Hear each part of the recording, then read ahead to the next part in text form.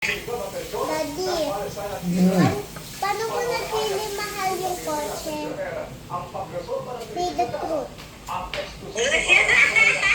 Nag-ipon. Tapos, yun. Utagal ng hipon. Oo, matagal talaga mag-ipon. Matagal. Say the truth. Yes, I'm saying the truth. The truth. Daddy, Dati hindi ko nagtuturo. makikita kasi baby pa ako.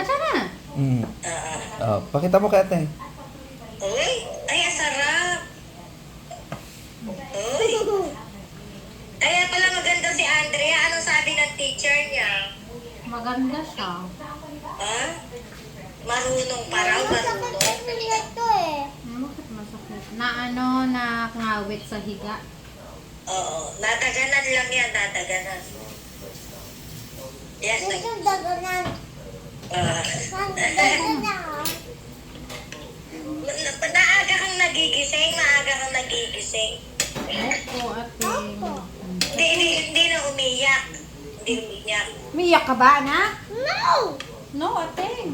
Akala ko umiiyak pa pag gigising. Baby lang yung umiiyak, ate. Hindi naman na siya baby.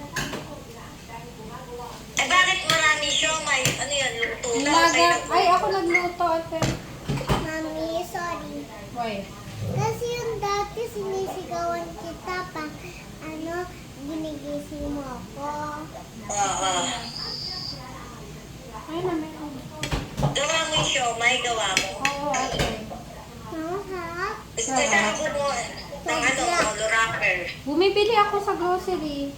Ah, tama.